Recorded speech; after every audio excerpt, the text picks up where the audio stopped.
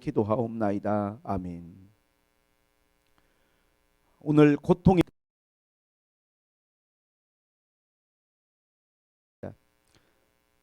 사실 요즘 같은 때는 정말 너무나 많은 사람들의 어떠한 그 고통의 소리들이 있고, 또 이렇게 기도하며 생각해 보면 이 땅 가운데 이 대한민국, 더 나아가서는 뭐 온 세상, 저는 이제 대한민국에 초점을 맞추고 있지만 너무나 많은 사람들이 신음하고 고통하는 그 고통의 소리들이 들려와요. 또 매일 뉴스를 보고 있고 가슴 아픈 사연들도 많이 있고, 또 개인적으로는 한 교회 목사로서 우리 성도들에 대한 염려가 많고 요즘은 더 간절하게 기도하게 됩니다.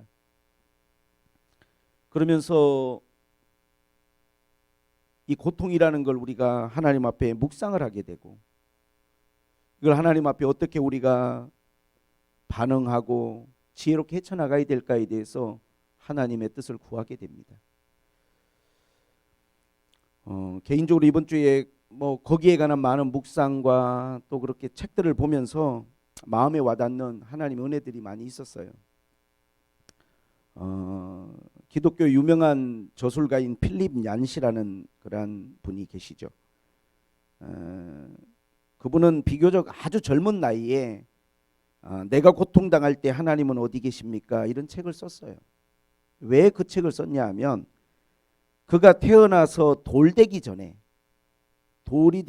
아버지가 온몸이 굳어가는 폴리오 바이러스라는 데 감염이 되셨어요. 목 아랫부분이 전신이 마비가 돼 가지고 바이러스 감염이라 격리 병실에 있는데, 아직 돌이 안 된 자기와 그리고 3살 먹은 형을 데리고 엄마가 창문 너머로 호흡기를 끼고 있는 아버지를 바라보고 있는 것이죠. 사실 필립 얀시의 아버지는 아프리카 선교사를 가기 위해서 자원하고 준비 중에 바이러스 감염이 되신 거예요. 교회는 그를 위해서 릴레이 기도를 하면서 하나님이 치유해 주실 걸 믿고 간절히 기도했지만 결국 2주 만에 세상을 떠나셨어요. 아주 어린 나이에 돌도 되기 전에 아버지를 여위고 어릴 때부터 고통이라는 것에 대해서 많은 묵상을 하면서 자란 이 필립 얀시는 고통에 관한 책을 많이 썼어요. 그래서 아주 젊은 나이에 내가 고통당할 때 하나님은 어디 계십니까? 사실 세상에 너무나 많은 사람들이 고통당하고 하나님이 조금만 도와주시면 해결될 수 있는 문제임에도 불구하고 하나님은 침묵하시고, 우리는 이 모든 것들을 어떻게 이해하고 수용해야 되는가에 대해서 사실 답이 없지만 우리는 고민하게 되고 또 하나님께 묻게 되는 것이죠. 빅터 프랭크라는 유대인이 있는데, 이분은 죽음의 수용소라고 하는 책에서 이런 그 부분들의 글을 기록했더라고요. 이분이 이제 오스트리아에서 그 의사 생활을 하고 있었는데 독일에 점령당하면서 오스트리아라는 나라가 없어진 거죠. 완전히 독일의 이 점령지가 되면서 특별히 유대인들을 색출해 가지고 모든 직장인이나 모든 데서 금지를 시키고 나중에는 그들을 잡아 가지고 이송을 하는데, 그는 이렇게 기록을 했어요. 1,500명의 사람들이 기차를 타고 며칠 밤과 며칠 낮을 계속 달렸다. 열차 한 칸에 80명이 타고 있었다. 사람들은 마지막 남은 소지품을 담은 짐꾸러미 위에 누워 있었다. 열차 안이 너무나 꽉 차서 창문 위쪽으로 겨우 잿빛 새벽의 기운을 느낄 수 있을 정도였다. 우리는 모두 이 기차가 군수공장으로 가는 것이기를 바랬다. 잠시 후 기차가 덜컹거리며 옆선로로 들어섰다. 종착역이 가까워진 것이 분명했다. 바로 그때 불안에 떨고 있던 사람들 틈에서 울부짖는 소리가 들려왔다. 아우슈비츠야, 저기 팻말이. 그 순간 모든 사람들의 심장이 멈추었다. 아우슈비츠, 가스실, 화장터, 대학살, 그 모든 공포를 불러일으키는 이름 아우슈비츠. 새벽이 되자 거대한 수용소의 윤곽이 드러나기 시작했다. 길게 뻗어있는 몇 겹의 철조망 담장, 감시탑,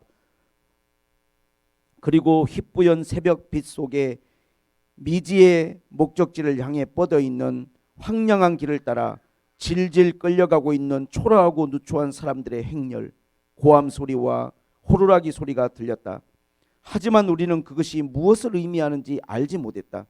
나는 사람들이 대롱대롱 매달려 있는 교수대를 상상해 보았다. 소름이 끼쳤다. 하지만 사실 이것만 해도 괜찮은 편이었다. 왜냐하면 그 후로 점점 더 끔찍하고 엄청난 공포와 만나야 했기 때문이다.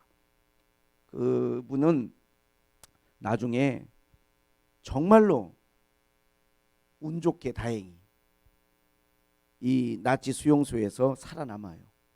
그리고 훗날에 심리치료학교를 세우고 많은 저서를 남기고 그때 본인이 겪었던 그 아픔에 대해서 사람들에게 이런 기록을 남기게 되는 거죠.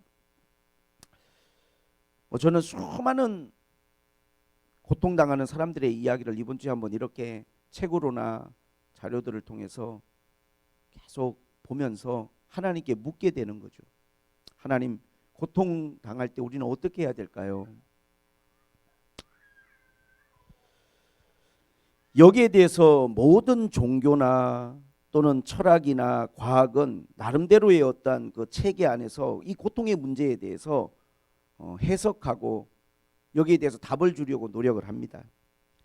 제가 보니까 불교는 이 고통에 대해서 인생 자체를 그냥 고통이라고 정의를 내려버렸어요. 인생은 고해다. 인생은 고해다.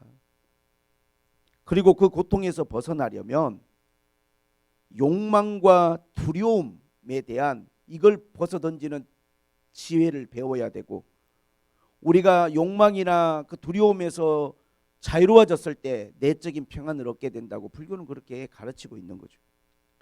이슬람교는 보니까 이 땅에서 일어나는 모든 것이 알라의 뜻이고 신의 뜻이라고 받아들이는 거예요. 자식을 먼저 떠나보내도 신에게 항의하지 않습니다. 방글라데시 선교사님의 그 기록을 보니까 1970년에 방글라데시에 홍수가 났는데 50만 명이 죽거나 실종됐어요. 근데 그 선교사님이 충격적으로 본 것은 뭐냐면 그 상황에서 전 국민이 충격과 완전히 멍한 패닉 상태에 빠져 있으면서도 어느 누구도 왜 이런 일이 일어났냐라고 질문하는 사람이 없다는 거예요. 왜냐하면 이슬람교는 모든 자연재해를 신의 뜻으로 받아들여 버려요. 어찌할 수 없는 거죠. 여기 한 발자국 더 나아가서 힌두교는 우리의 모든 고통을 전생의 죄 때문에 당하는 것이라고 정의를 내립니다. 이것이 전생의 죄 때문에 당하는 고통이기에 달게 받아야 된다는 거예요. 그나마 소망의 메시지를 주는 건 그 고통을 달게 받고 네가 이 생에서 선하게 살면 다음 생에서는 귀한 신분으로 태어날 수 있다라고 하는 메시지를 힌두교는 전하는 거예요. 과학이나 의학은 뭐라고 말하냐 하면 고통을 그냥 질병으로 보는 거예요. 여기에 어떠한 신이나 어떠한 절대자를 개입시키지 않습니다. 그냥 천연두, 또 소아마비, 말라리아, 에이즈, 조류독감, 그냥 수많은 박테리아와 전쟁하는 거예요. 어떤 질병들에 대해서는 성과를 내고 나름의 어떠한 정복을 했다고 하지만 아직도 우리가 코로나 바이러스를 통해서 경험하지만 과학과 의학은 이 바이러스와 끊임없는 전쟁을 하고 여기에 백신을 만들려고 몸부림치는 거죠. 그럼 기독교는 고통을 어떻게 우리가 해석하고 받아들여야 될까요? 의외로 성경은 하나님은 우리가 고통에 대해서 하나님께 항의하는 것을 권하고 있어요. 권한다는 표현이 좀 그렇지만 많은 믿음의 사람들은 고통당할 때 하나님께 질문하고 항의했어요. 우리가 고통의 대명사라고 할 수 있는 욥 같은 경우가 고통을 당하고 어려움을 당했을 때 1장 2장까지는 입으로 범죄치 아니하고 그가 하나님 앞에 모든 것들을 이해할 수 없지만 받아들였어요. 그러나 3장에 가면 욥은 자기가 태어난 날을 저주합니다. 그때 내가 태어나지 않았더라면, 그때 하나님이 나를 이 땅에 보내지 않으셨더라면 하나님께 항의하는 거예요. 하박국 선지자는 그렇게 기도합니다. 여호와여, 내가 부르짖어도 주께서 듣지 아니하시니 어느 때까지입니까? 내가 강포로 말미암아 외쳐도 주께서 구원하시지 아니하십니까? 성경에 많은 믿음의 사람들도 고통의 순간에 하나님께 항의하고 항변하고 하나님께 질문했어요. 왜냐고? 왜 이런 고통이 나에게 오는 거냐고. 오늘 성경 본문의 다윗은 내 하나님 어찌하여 나를 버리셨나이까? 하나님이 버렸다라고 생각했어요. 너무 고통스러우니까. 어찌 나를 멀리하여 돕지 않으시며 내 신음소리를 듣지 아니하시나이까? 내 하나님이여, 내가 낮에도 부르짖고 밤에도 잠잠하지 아니하오나 응답하지 아니하시나이다. 도대체 무슨 일을 다윗이 겪었길래 20편 22편을 썼을까요? 얼마나 고통스러우면 다윗이 그렇게 말했어요. 나는 벌레요 사람이 아니라, 사람의 비방거리요 백성의 조롱거리며, 나를 보는 사람들이 비웃으며 입술을 삐죽거리며 머리를 흔들며 말하기를 그가 여호와께 의탁하니 구원하실걸, 그가 그를 기뻐하시니 그를 건지실걸. 하나님, 저를 이렇게 비웃고 조롱합니다. 하나님, 왜 말씀이 없으십니까? 왜 나를 버리셨습니까? 이 이야기의 배경은 사무엘상 30장을 보게 되면 사실 다윗이 사울왕에게 쫓겨다닐 때 다윗은 너무나 그 도망다니는 삶이 고통스러웠어요. 이제 자기를 따라다니는 사람들이 600명이나 생겼어요. 근데 그 사람들이 다 미천한 자들이고 다 빚진 자들이고 다 뭐 보잘것없는 사람들이에요. 그러나 다윗은 이 사람들과 함께 도망을 다닐 수가 없는 거예요. 그래서 블레셋에 망명을 했어요. 망명 가가지고 거기서 조그마한 마을 하나 살려고 하는데 모든 방백들이 전부 다 싫어하는 거예요. 아니 도대체 다윗이라는 인물이 옛날에 우리 골리앗을 죽인 인물이고 이스라엘의 우리의 적인 이스라엘의 그 장군을 했던 사람인데 여기 와서 지금 있다는 게 말이 되냐? 무슨 짓을 할 줄 아냐? 그런데 다행히 블레셋의 아기스는 다윗에게 그래도 호의를 베풀어요. 방백들이 다 반대하지만. 그래서 다윗이 이 전쟁이 났을 때 블레셋 편에 서려고 아기스를 쫓아가다가 방백들의 반대로 너는 오지 마라, 너하고는 같이 할 수 없다. 그래서 어쩔 수 없이 자기가 머물고 있는 시글락으로 딱 돌아왔는데 그 전쟁이 나서 마을을 비운 틈을 따서 아말렉 족속들이 와서 시글락과 그 주변 몇 마을에 완전히 다 불을 질러버리고 아이들부터 아내들까지 다 끌고 가버렸어요. 이거를 다윗이 와가지고 본 거예요. 사무엘상 30장을 보면 다윗이 더 울 힘이 없을 때까지, 왜? 자기도 거기 데리고 간 아내와 아이들 다 납치당했고 지금 자기 따라온 600명의 사람들의 그 가족들이 다 포로로 끌려가 버렸어요. 죽었는지 살았는지 마을은 다 불타버리고. 더 울 힘이 없을 때까지 울고 나니까 성경에 뭐라고 기록되어 있냐면 그동안 자기를 따랐던 사람들이 자식들이 죽은 것을 인하여 자식들에 대한 슬픔 때문에 다윗에게 돌을 들어서 치려고 했다는 거예요. 이해가 되잖아요, 이 상황이.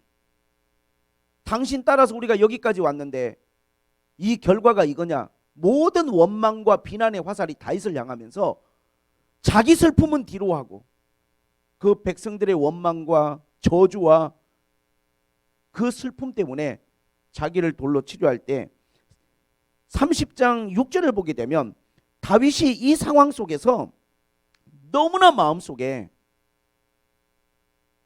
말할 수 없는 두려움이 있었지만 하나님으로 인하여 힘을 얻었다, 그렇게 나오고 있어요. 여러분, 이런 상황 속에서 다윗이 22편을 쓴 거예요. 어떻게 이렇게까지 그래도 하나님 뜻대로 산다고 살아왔는데 사울왕이 핍박하고 그래도 어떻게든지 살아보려고 어떻게든지 버텨보려고 블레셋으로 갔는데 이렇게 다 포로로 끌려가고 빼앗겨 버리고, 어떻게 고통과 고난과 어려움에 이 끝까지 이렇게 나를 몰아붙이십니까? 내가 이거 벌레와 같습니다. 사람들이 다 조롱하고 비웃고, 네 하나님 너를 건지지 않겠냐? 너 하나님 맨날 하나님 앞에 기도하고 매일 성경 묵상하고 너 그렇게 하더니 하나님 널 구원하실걸? 여러분, 우리 기독교는요, 모든 걸 신의 뜻으로 받아들이라 그렇게 말하는 것이 아니고, 사실 답을 몰라요. 우리는 많은 사람들이 하나님께 왜냐고 물어봤지만요, 의외로 하나님은 대답을 안 해주세요.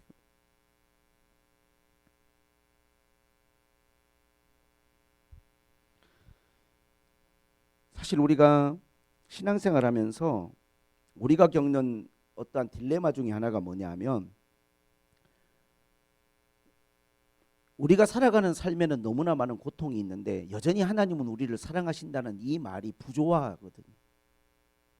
하나님 우리를 사랑하시면 우리의 삶에서 고통을 제거해 주셔야 되는 건데, 고통은 여전한데 하나님 우리를 사랑하신다, 이게 어떻게 조화를 이룰 수 있는지가 참 우리에게는 어려운 숙제예요.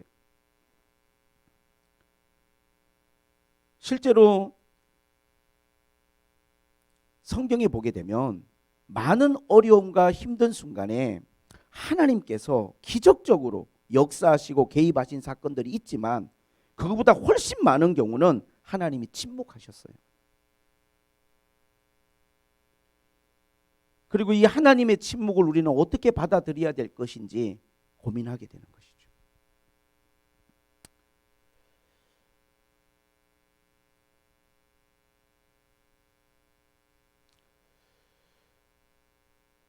그래서 저는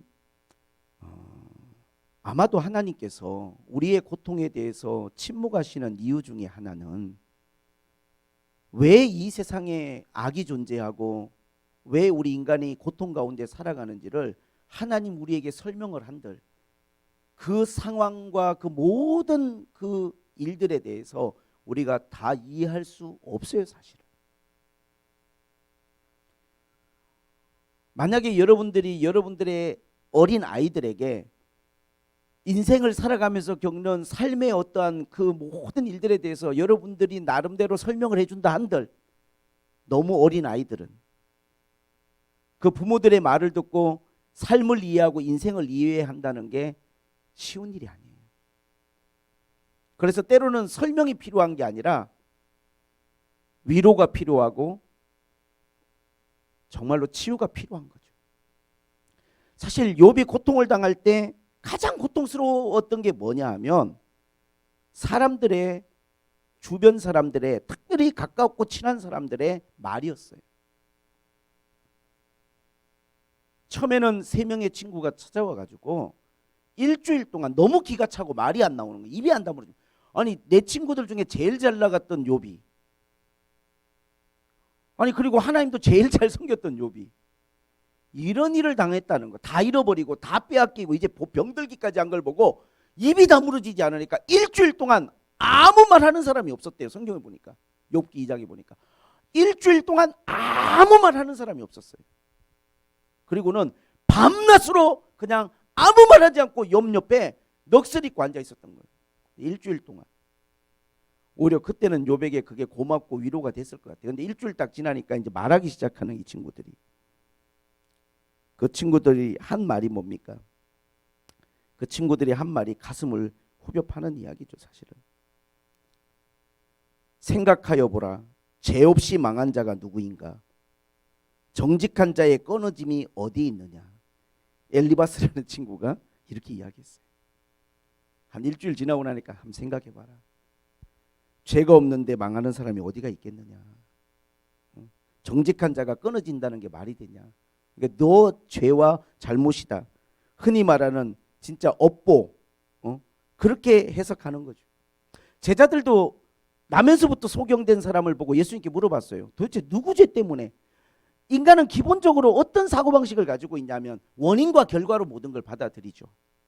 어떤 고통이 있다면 원인이 있었을 것이고 그 원인 때문에 고통이 왔을 거라고. 많은 경우에는 사실 그 말이 맞아요.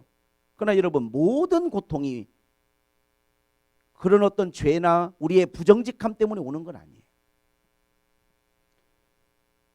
여러분, 세상에 어떠한 재난이나 아니면 미국 같은 경우는 총기 난사나 아니면은 그 테러를 인하여 그냥 일상의 삶을 사던 사람이 희생된 것이 그 사람들이 다 죄 때문에 그렇게 된 겁니까? 그렇게 다 해석할 수가 없는 거예요. 너무나 많은 이유가 있고 너무나 많은 상황들이 있기 때문에 사실 우리가 어떠한 어려움에 대해서, 고통에 대해서 너무나 자기 목소리를 내면서 이렇다 저렇다 말하는 게 때로는 오히려 그 고통 당하는 사람에게 더 마음에 슬픔과 고통을 증폭시키기도 해요.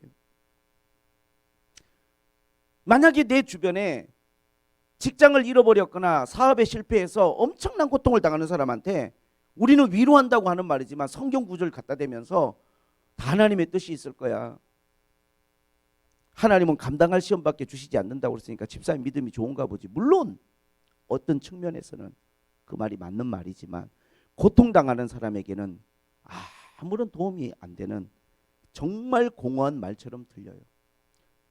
저도 이런저런 고통을 겪어봤지만 고통당할 때는 어떠한 말도 위로가 되지 못하더라고요.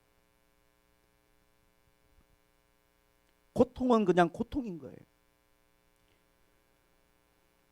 그러나 저는 오늘 성경을 통해서 하나님 우리에게 주시는 답을 찾고자 하는 거예요.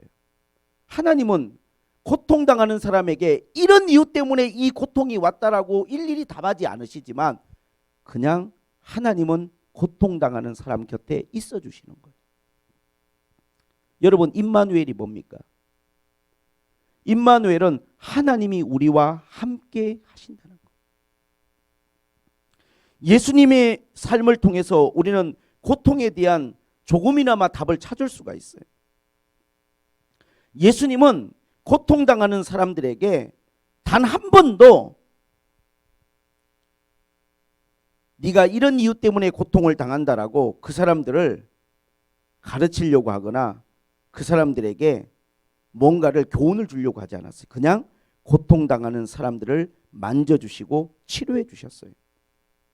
성경을 보면 예수님께서 이 땅에 오셨을 때 주께서 내게 기름을 부으시고 내게 임하셨으니 이는 가난한 자에게 복음을 전하게 하시려고 내게 기름을 부으시고 나를 보내사 포로된 자에게 자유를, 눈먼 자에게 다시 보게 함을 전파하며 눌린 자를 자유롭게 하고 주의 은혜해를 전하게 하려 함이라고 했어요.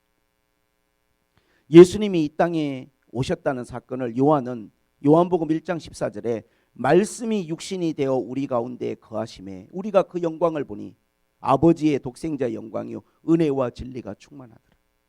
성경은 예수 그리스도가 이 땅에 오심을 하나님이 고통당하는 인간과 함께 하신다라고 말하고 있어요.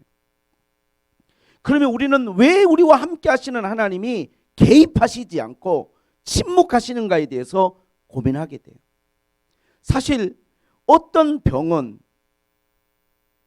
수술이나 의학적인 치료를 통해서 해결해야 될 게 있고 어떤 병은 건강한 생활 습관을 통해서 해결해야 될 문제도 있고 어떤 병은 하나님이 기적을 통해서 해결하셔요. 하지만 어떤 병은 부활 때 최종적인 치료를 받는 질병도 있어요. 여러분, 하나님은요 우리가 치료받기를 원하세요. 하나님은 우리가 자유로워지기를 원하세요. 여러분의 모든 삶의 질병과 가난과 고통에서 우리가 벗어나기를 원하세요. 다른 어떤 종교처럼 불교처럼 많은 고통에 대해서 말로 설명하려고 하잖아요. 그냥 주님은 설명하시지 않아요. 왜 우리가 고통받냐고 물어봐도 설명하지 않지만 그냥 주님은 우리가 고침받기를 원하시고 치료되기를 원하세요. 그런데 그 하나님이 고치시고 치료하는 방법이 매번 하나님이 개입하시고 하나님이 역사하시는 게 아니고 때로는 의학의 힘을 통해서, 때로는 본인의 건강관리를 통해서, 때로는 하나님의 기적을 통해서, 그러나 때로는 최종적인 부활의 순간에 우리가 온전한 구원과 하나님 앞에 자유함을 얻기를 하나님이 원하시는 거예요. 사실 저는 더 많은 경우에 하나님의 기적을 통해서 치유가 되고, 여전히 하나님은 기적의 하나님이시지만 하나님은 사람을 통해 일하기를 원하시고, 그 사람들을 통해서 하나님은 역사하고 계신다는 것이 성경의 메시지라고 저는 그렇게 이해가 됩니다. 예수 그리스도를 이 땅에 보내신 것, 그 자체가 하나님께서 예수 그리스도를 통해서 우리의 고통의 문제를 해결하시려고 하나님이 하신 거예요. 예수님이 제자들을 세상 가운데 보낸 것은 이 고통의 문제를 주님을 따르고 사랑하는 그 사람들을 통해서 주님은 해결하기를 원하신 거예요. 주님 제자들을 보내면서 말씀하셨어요. 병든 사람들이 있을 때 그들을 위해서 안수하고 기도하라고. 만약에 하나님께서 모든 고통에 대해서 관여하시고 개입하시고 하나님이 직접 다 기적으로 문제를 해결하신다면 답은 너무나 쉽겠지만 우리는 알 수 없어도 하나님은 그렇게 일하지 않으세요. 그래서 때로는 우리는 딜레마에 빠져요. 너무나 모든 것을 획일화해서 번영신학처럼 기도하면 다 해결될 것처럼 이야기하는 것은 한계와 모순이 있다고 생각합니다. 하나님은 역사하시지만 여전히 하나님의 사람들을 통하여, 하나님을 사랑하고 순종하는 사람들을 통하여 하나님은 일하기를 원하고 계세요.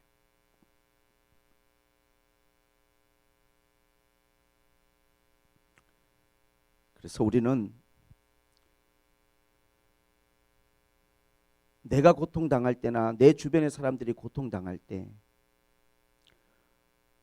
어떻게 그들에게 하나님의 마음을 전하고 그들에게 그 아픔과 고통을 우리가 함께 할 수 있는지에 대한 지혜를 가져야 돼요. 어설픈 말로 텍사스에 큰 아마 폭발이 있어가지고 옆에 요양병원이 무너졌나 봐요. 많은 사람들이 죽었죠. 거기서 죽지 않은 한 여자분이 인터뷰를 한 거예요. 어떻게 그 상황에서 살아나셨습니까? 정말 듣고 싶습니다. 그가 이렇게 말했어요. 나의 수호천사가 나를 지켜준 것 같아요. 죽은 사람들은 뭡니까? 여러분, 우리 믿는 사람들이 그냥 자기의 믿음을 가지고 하는 툭 던지는 말들이 얼마나 누군가에게는 상처가 되는 줄 아세요? 저도 제 지난 날들을 돌이켜보면 너무나 고통당하는 사람들에게 많은 말을 해준 게 후회스러워요. 고통이라는 것은 다 우리가 답을 할 수가 없는 거예요. 하나님만 아시는 거죠.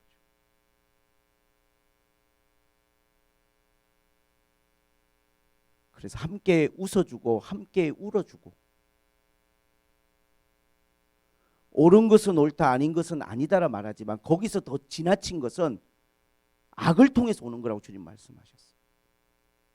나라가 이런 때 정치인들이나 많은 기독교 목회자들이 너무나 자기 목소리를 많이 내요. 여러분, 우리가 고통당할 때 오늘 다윗은요, 하나님 앞에 물었어요. 아니, 하나님 앞에 따졌어요. 왜 하나님 나를 버리셨냐?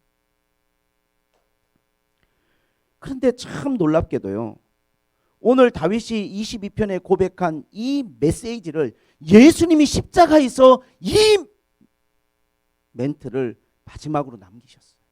주님이 십자가에 달려서 죽으시기 직전에 다윗이 했던 이 고통의 이 기도를 예수님이 본인의 입으로 하셨어요. 엘리 엘리 라바 사박다니. 번역하면 하나님 하나님 어찌하여 나를 버리셨나이까. 지금으로부터 2000년 전 이 지구상에서 가장 최악의 범죄가 저질러졌어요. 아무런 죄 없는 하나님의 아들을 잔악한 인간들이 십자가에 못 박아 죽였어요. 그런데 우리는 그날을 최악의 금요일, 비극의 금요일이라고 말하지 않고 거룩한 금요일이라고 말하죠.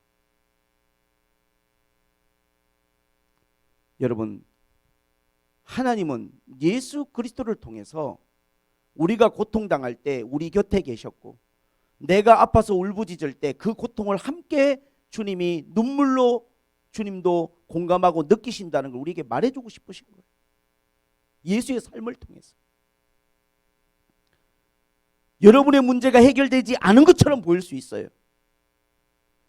그러나 여러분이 슬퍼하는 것보다 어쩌면 주님이 더 슬퍼하셨다는 걸 믿었으면 좋겠어요. 왜 그 문제를, 그 고통을 내가 원하는 방법으로 해결해 주지 않았는지 여전히 우리는 쉽게 답을 내리면 안 돼요. 왜 하나님이 그렇게 내버려 두셔야만 했는지 목사인 저도 모를 때가 많아요. 그러나 적어도 우리가 하나님 앞에 믿어야 되는 것은 하나님이 우리를 사랑하시고 내가 겪는 아픔과 고통에 대해서 주님이 그 고통과 아픔을 온 몸으로 공감하고 느끼시고 눈물을 흘리신다라고 하는 그 하나님의 사랑을 우리가 성경을 통해서 믿었으면 좋겠습니다. 여러분이 지금 아픈 거, 여러분이 지금 힘든 거 주님이 여러분 곁에서 다 알고 계세요. 예수님은 십자가에 죽으실 때 다윗이 고통스러워 울부짖으며 어찌해서 나를 버리셨냐고 기도했던 그 고통의 마음을 주님은 표현해 주셨어요. 그렇게 네가 아파하고 다 빼앗기고 다 잃어버리고 절규하며 황망하며 네가 울부짖었던 그 눈물 기도 내가 안다. 주님이 그렇게 십자가에서 말씀하고 계시는 거예요. 지금. 그러나 우리가 성경을 통해서 얻을 수 있는 하나님의 은혜가 있다면 하나님은 분명히 이 땅 가운데 우리가 겪는 고통을 통해서 하나님이 이루어 가시는 선하심이 있고 뜻이 있다는 것을 여전히 우리는 믿습니다. 그걸 이해할 수는 없어요. 꼭 그렇게 하셔야만 됐는지. 그러나 우리는 그 하나님의 선하심을, 그 하나님의 역사하심을 의심해서는 안 될 줄로 믿습니다. 여러분, 고통당할 때 너무 누르지 마세요. 여러분의 마음속에 느끼는 감정을 그대로 하나님께 기도하세요. 그러면 하나님이 함께 하시는 위로가 다 이해는 안 되지만 여러분을 너무나 지금도 사랑하고 계신다는 하나님의 뜨거운 가슴과 따뜻한 손이 여러분들에게 큰 위로가 될 줄로 믿습니다. 할렐루야. 우리가 다 이해할 수는 없어요. 그거를 다 이해할 수 있다라고 답을 주는 사람들은 오히려 그 답이 누군가에게는 상처가 될 수 있다는 것을 조심했으면 좋겠다는 생각이 저도 들고 요즘 많이 들어요.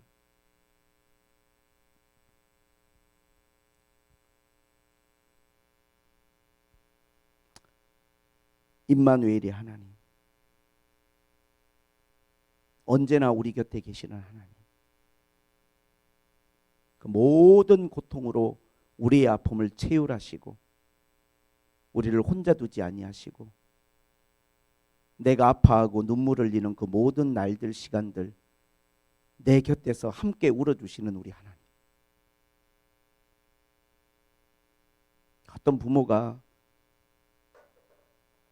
자식이 고통스러워서 잠 못 자고 괴로워하는데 편히 잠자는 부모가 있겠습니까?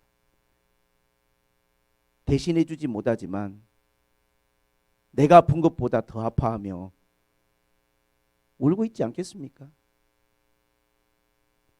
왜 하나님이 모든 문제를 다 해결해 주시지 않는지는 모르겠어요. 지금은 모든 것들이 거울을 보는 것처럼 희미하고 지금은 우리 저 어린 지우가 부모의 마음을 헤아릴 수 없는 것처럼 왜 부모님이 나에게 이렇게 하시는지 다 알 수 없는 것처럼 우리가 하나님의 뜻을 다 알 수 없지만 적어도 나를 사랑한다는 거, 절대로 내 곁을 떠나지 않는다는 거, 그리고 우리를 위한 선하고 놀라운 계획을 가지고 있다는 하나님의 그 약속을 믿어야 되겠습니다. 누구보다 많은 고난을 겪었던 바울은 그렇게 말했습니다. 로마서 5장 3절 4절에 우리가 환난 중에도 즐거워하나니 환난은 인내를, 인내는 연단을, 연단은 소망을 이루는 줄 알미로다 그랬어요. 이것이 다 우리가 수용이 안 된다 할지라도 꼭 그 환난을 통해서, 고통을 통해서 하나님 이걸 이루어 가셔야 됩니까? 라고 여러분 다 이해가 안 되시더라도 그래도 하나님을 믿으시고 하나님의 선하심을, 하나님의 사랑하심을, 결코 여러분 곁을 떠나지 아니하심을 여러분들이 의지하면서 이 고통의 때에 여러분들이 잘 승리하시고 이겨내시기를 주님의 이름으로 축복을 드립니다. 저는 이러한 묵상이 저에게 큰 위로가 됐어요.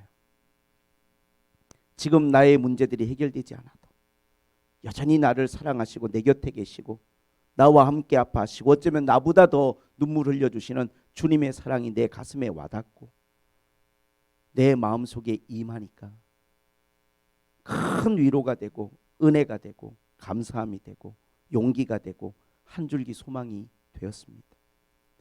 우리 사랑하는 새물결교회 성도들 힘내십시오. 할렐루야. 주님이 여러분 곁에 계시고 항상 여러분과 함께 하실 것을 저는 믿습니다.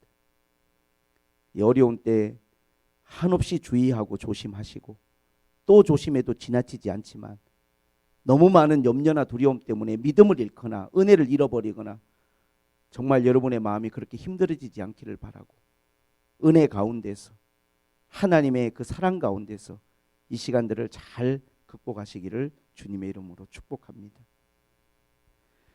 하나님 아버지 감사합니다. 고통에 반응하는 수많은 사람들의 반응이 있지만